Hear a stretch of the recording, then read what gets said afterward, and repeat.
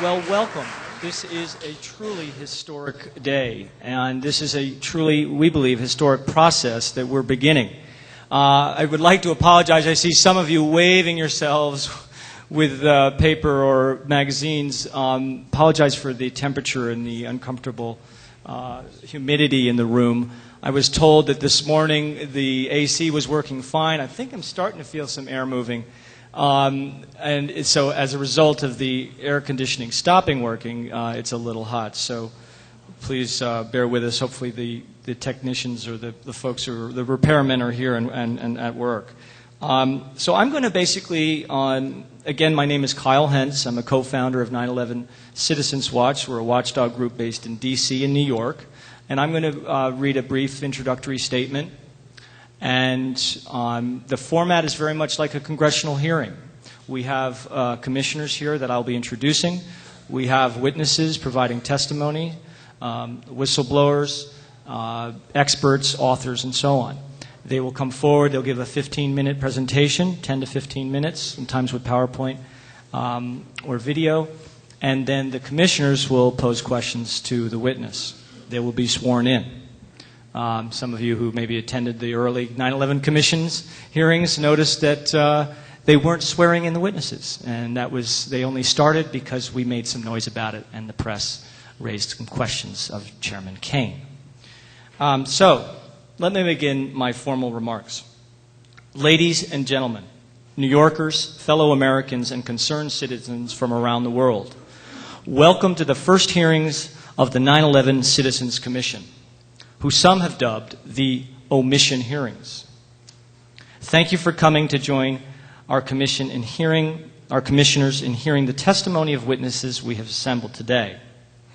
We are present here today to say that we, the people, will be heard, and that neither courageous whistleblowers nor unflinching investigative journalists will be silenced or intimidated by the pomp and circumstance of a deeply compromised 9/11 commission, the one commissioned by our government, after much pressure was put on by family members and other concerned citizens. The Bush administration obstructed and did not want to launch an investigation into the attacks.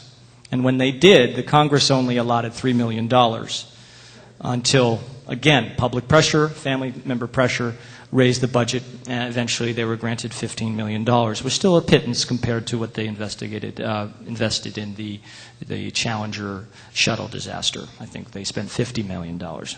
Moving on. We are here to exercise our God in the broadest, most inclusive sense, given right of assembly, of free speech, and ultimately to demand redress of grievances relative to the events of September 11th and the actions taken by the U.S. government in our names in the wake of the September 11th attacks. 3 years ago, the world was transfixed when in the course of an hour and 20 minutes, 4 aircraft were employed as weapons to murder nearly 3,000 people from scores of countries around the world. We must ask ourselves and our leaders how we can maintain that ours is a government of, by, and for a free people when a panel commissioned to investigate 9/11 and funded with just $15 million does not answer a majority of the questions posed by victim family members and others. And I can confirm for you that after speaking with one of the leaders of the victim family groups, that indeed, as they've combed through their nearly 400 questions and looked at the report, they have found thus far, and I haven't gone through all their questions, but the majority of them have not been addressed. How can we champion the great principles of our founders when nearly 400 questions were posed by the families over the course of 2 years and nowhere were they directly answered by a government-appointed panel, distinguished panel? This after fighting the administration who did not want to investigate and lobbying hard on Capitol Hill. This is an outrage, and all the enacted recommendations, or hoped to be enacted, those who hope to enact the recommendations put forward by the Commission in the world won't change the reality that the government failed to provide a full accounting of all the facts and circumstances. The Commission was charged with a dual mandate, to provide recommendations to make us safer on one hand, but to also provide us a full accounting of the facts and circumstances. We're here to raise questions and doubt about their accounting of the events and the facts and circumstances surrounding the attacks. These are facts and circumstances that Bob McIlvaine, one of our commissioners, wants to have answers to, wants to be further scrutinized. For their wives, husbands, brothers, sisters, mothers, and fathers, the victim family members, they perished on 9/11. New York's finest and bravest and our fellow citizens, many of whom still to this day have not been granted proper burial. We are here to right this wrong, this travesty of justice, and begin to redress the bodies of evidence too long ignored that will help us to begin to answer the questions and help place pressure on the government, the important places in government, to reopen the investigation, to answer the questions and the issues that the 9/11 Commission has either ignored or failed to address completely.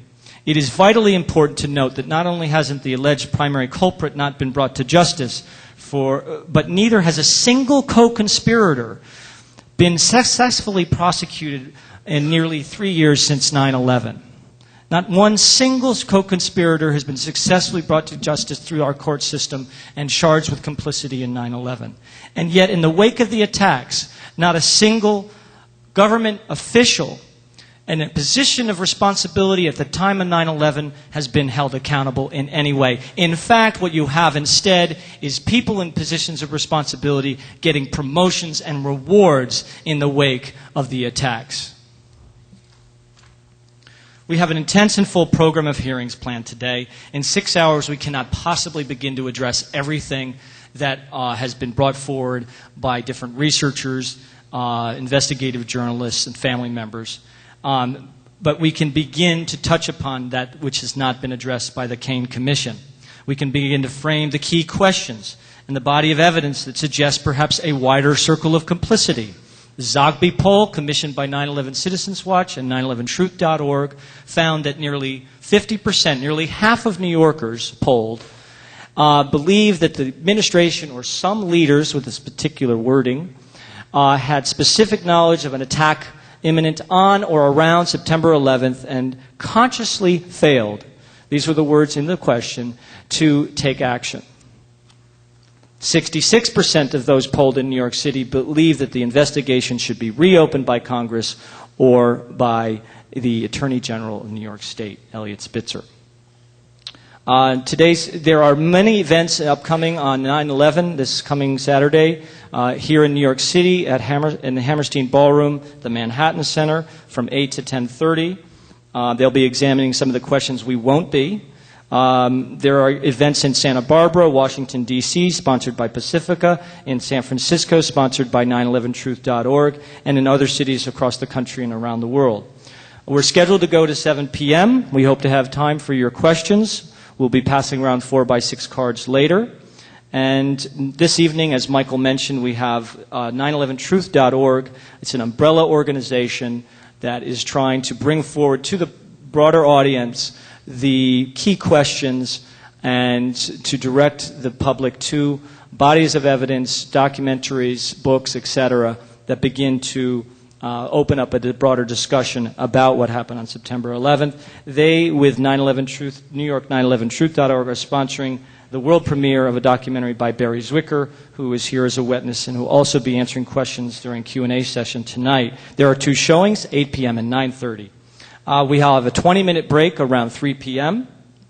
And what I'd like to do now, before I introduce our commissioners briefly for their opening statements, I'd like to ask that we observe a moment of silence and that for those who perished on 9/11 and in the wars and violence since. So let us proceed with a moment of silence and prayer, if you wish, before we begin our first hearing. And I'd like to begin with these words: not by power, not by money, but by thy Spirit.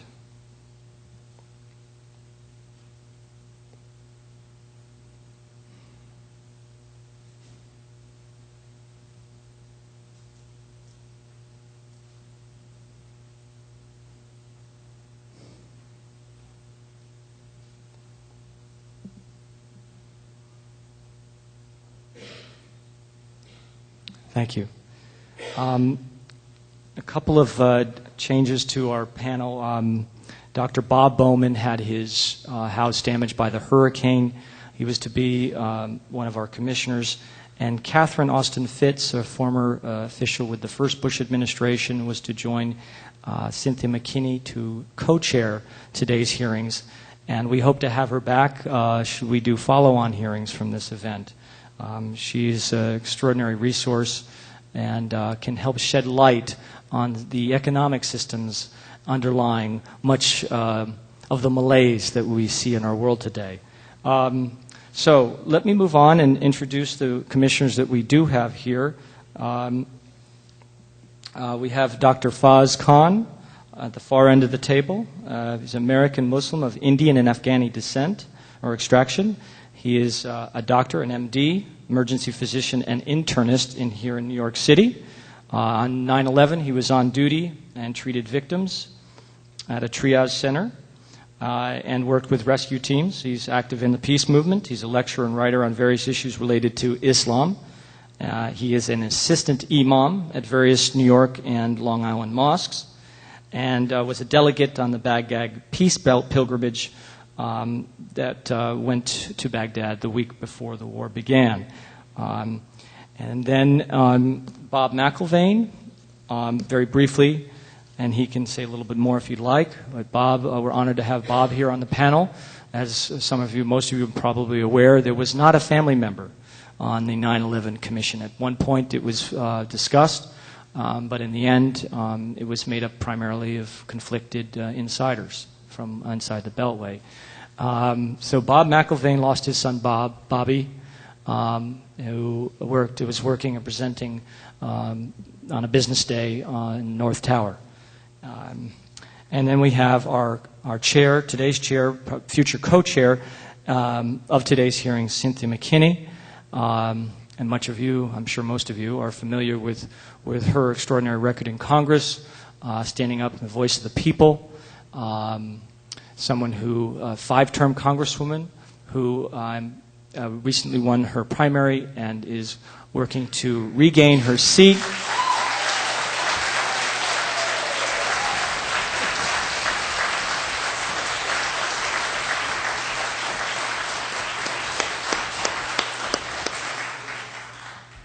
Yes, to regain her seat in Congress. So let me turn it over to Cynthia and the commissioners.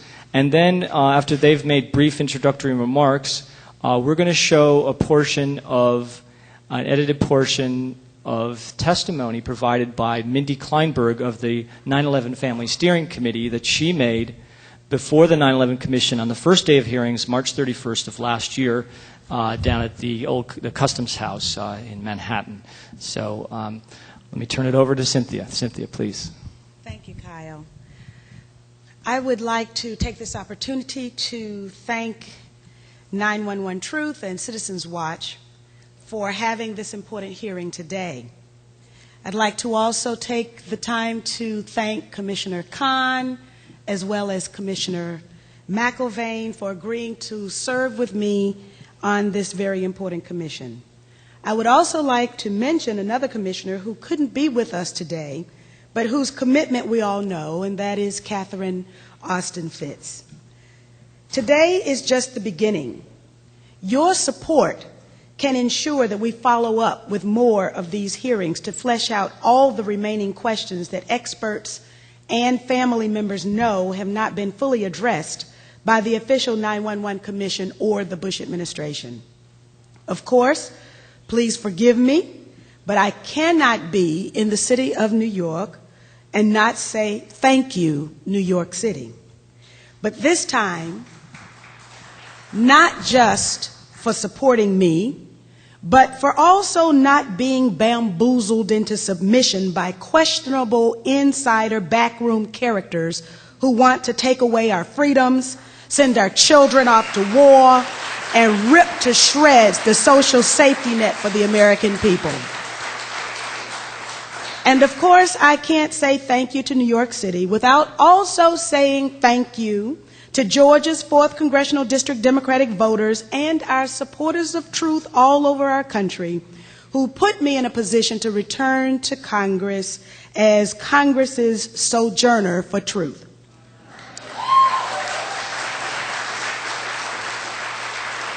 A special thanks to the small coterie of friends who kept my questions relevant by their own deep understanding of the fundamental danger posed by today's forces, known and unknown, operating in our name at this time.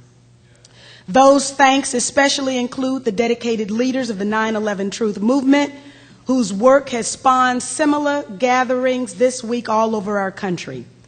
For me personally, it means the thousands of people I've had the opportunity to meet who are not just against everything, but who are in the deepest sense pro-America. Activists like our host today, Kyle Hintz, John Judge, Nicholas Levis, Michael Caine, the panelists, Ms. Singh, Mr. Rupert, Mr. Springman, Mr. Thompson, as well as my fellow commissioners. And finally, a word of thanks to the $20 million man whose movie came out literally just days before my election. In the face of stinging criticism about the impact that his film might have had on my election, Michael Moore responded, and I quote, "I'm glad Cynthia McKinney is coming back to Congress, and I'm glad if my movie helped make that happen."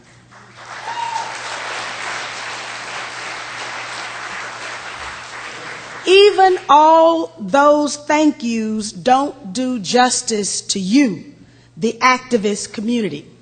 But enough with that, because now we've got work to do. Finally, I'm serving on a commission where it's all right to ask questions. We have allotted time at the conclusion of the panelist presentations for audience questions. Now, I know that I intend to ask a whole bunch of questions, and I hope you do too, because we've got the experts here who have studied this tragedy and know its details backward and forward. Hurricane Francis stormed into Florida and to a lesser extent my state of Georgia and left the cleanup to us. Well, the Republican Party stormed into New York City, their words dripping with the politicization of an American tragedy, and they've left the cleanup to us. Now, I don't mind being part of the cleanup crew, but here we operate under a different set of rules. First, our minds in this place are open. Facts are welcome in this place. We have no political agenda other than the truth. My birth city of Atlanta has as its symbol Resurgence the Phoenix, because out of General Sherman's Civil War ashes, that jewel of the South rose again and even sent a plain-spoken man like Jimmy Carter to the White House. We take no credit for zeal. When Reconstruction was truly over and all the civil rights gains from the Civil War had been wiped out through Jim Crow legislation in the South, Representative George White, the last black man serving in the United States Congress on his way out, because those Jim Crow laws had made it to North Carolina too, rose on the floor of the House in 1901 and said, "This, Mr. Chairman, is perhaps the Negro's temporary farewell to the American Congress. But let me say, Phoenix-like, he will rise up someday and come again." And with that, the United States Congress was all white for one generation.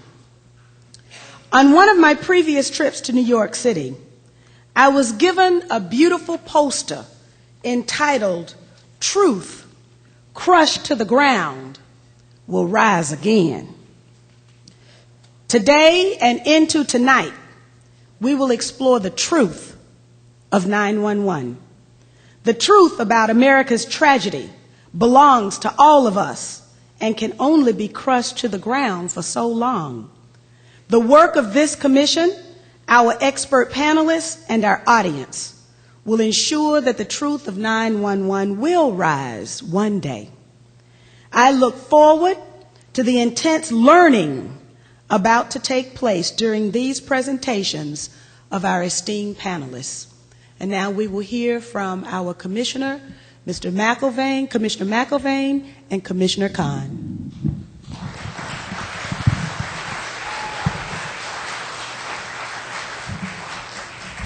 My name's Bob McIlvain. I'm from Orland, Pennsylvania. I lost my son. When I did this to the press, I wasn't able to get through it, but maybe the second time around. I lost my son at Merrill Lynch. Can't do it.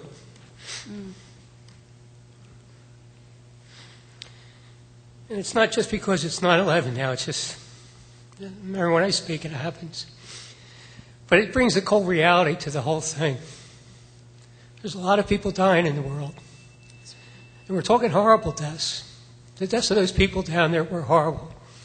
To this day, I just had a discussion with, I'm sorry, I forget your name, but I'm still trying to find out what happened to him. I want to know to that last second what happened to him. Every parent wants to know that.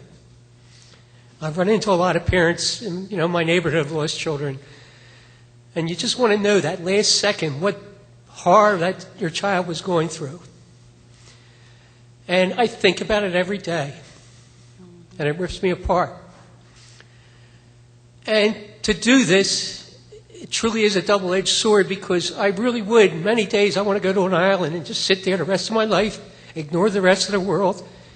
And as my son said yesterday, he said, why don't you be happy? Try to be happy. Well, it's impossible to be happy. I have happy moments. The suffering isn't as bad. But the pain is still very immense. It's always there.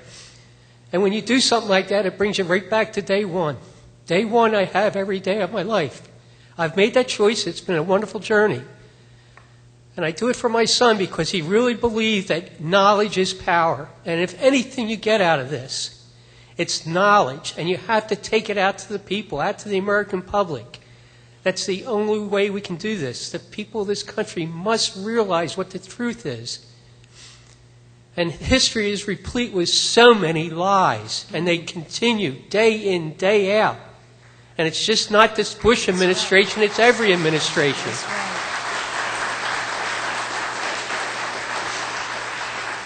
And trust me, I'm not an authority up here. All these other people are great authorities. This is a learning process for me. I've made every commission meeting.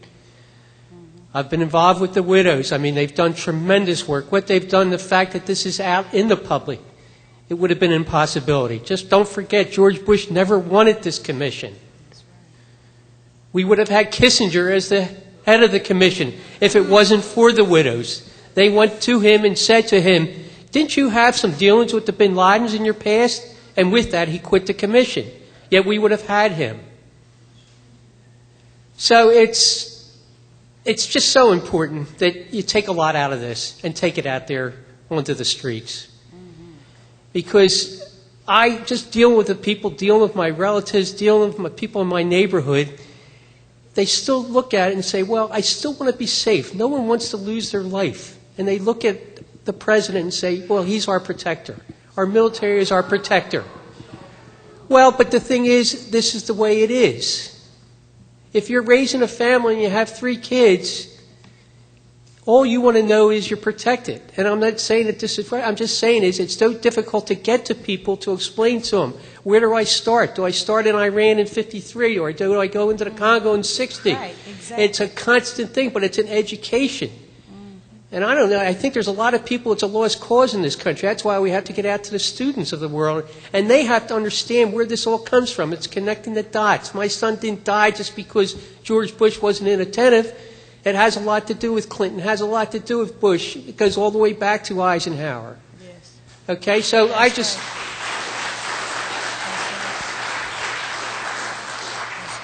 And this is the legacy of my son. If I would have died in those towers, he'd be doing the same thing. He wants to know the truth. I want to know the truth. And I have found myself in a position, I get invited to this just because I'm a parent. It brings a lot of power to it. And I've had the opportunity to speak around the world. Although I won't fly, I do a lot of TV and radio, but I haven't flown yet. But it's been a great experience for me because I'm an educator. I was a teacher most of my life. And to me, it's all education. And that's what it has to be. We just constantly have to educate.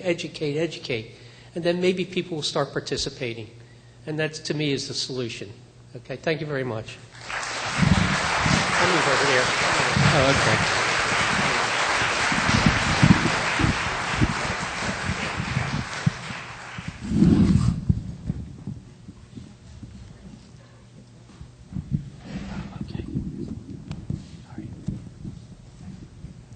afternoon. Good afternoon. It's a privilege and an honor for me again to share the platform with Cynthia McKinney, and it's been an honor for me to be asked to be a commissioner on this panel. The importance of 9/11 truth cannot be overemphasized. It is impossible to overemphasize the issue of 9/11 truth.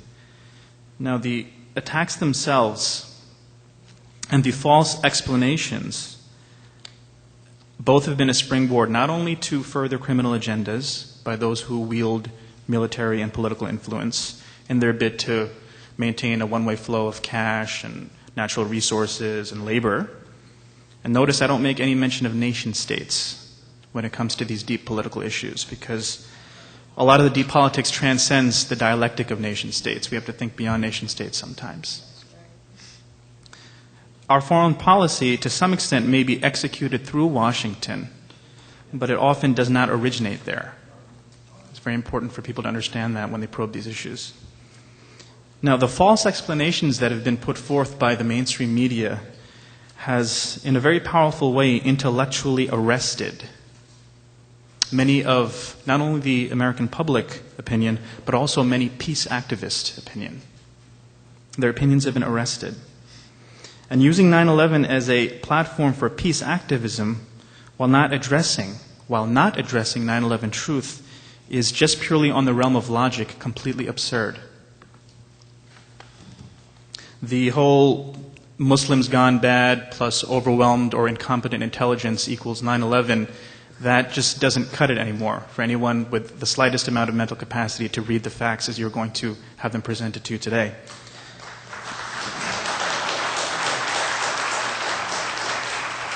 But it's not just presenting the facts. It's not even digesting the facts. As the evidence grows, we need to be psychologically strong enough to face the implications like Bob just mentioned about how deep this can go. As the evidence grows, we have to be completely dissatisfied, and forgive me for using medical lingo, I can't help it, but with incomplete diagnoses, with partial truths, or with just treating or addressing symptoms without trying to root out root causes. Now, any activist working for peace, anyone who claims to be a truth seeker, has to be honest. If you're not going to be honest, then you might as well just get out of the game. At some point, everyone has to ask themselves, well, am I more committed to my role as a spokesperson, or am I more in love with my soapbox than I am with seeking truth? Am I more satisfied with occupying a niche in the activist scene than I am with seeking the truth? And as a physician, I often ask myself, am I just satisfied treating symptoms and not trying to get at the cure? I just want to draw an analogy for you to really just bring the point home. Say you were a patient of mine and you came to me with a cough, some malaise, not feeling well. I'd advise some rest, maybe some steam inhalation, maybe take a chest x-ray. On the chest x-ray, I might happen to see a little nodule in your lung. But continue to hack away, come back days later, I hear some wheezing. Maybe it's allergy season. I'll give you a little inhaler. How many asthmatics are there out there? Use their inhalers and some anti-allergy medicine. Days later, you come back, you're still hacking, you're still coughing. Except this time you're bringing a phlegm. Well, then I'll give you a very strong cough suppressant, something that numbs the entire upper airway so you don't really feel the need to cough. Then after a while, you're better, and you come back again, coughing, bringing up more phlegm, this time with fevers and chills. Aha, pneumonia. I'll diagnose. It's pneumonia. Give you some antibiotics, give you some fluids, and you're better for a while, and then again you come back. This time you're losing weight, you're dehydrated. The fevers continue. Well, no problem, I'll hospitalize you.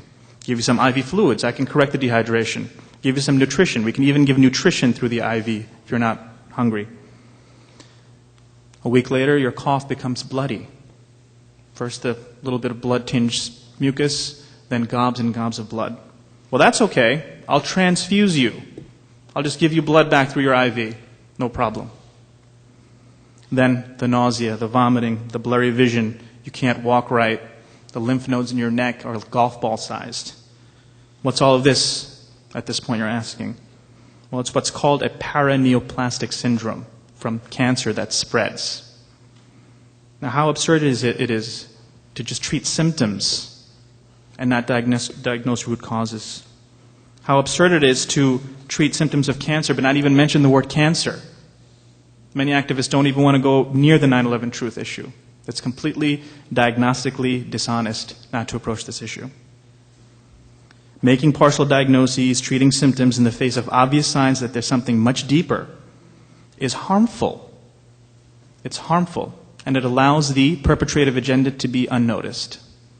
So I hope you open your ears and pay attention. I'm going to learn a lot today. I've been following this issue. I've been very supportive of 9/11 Truth, and I hope we have a great session. Thank you.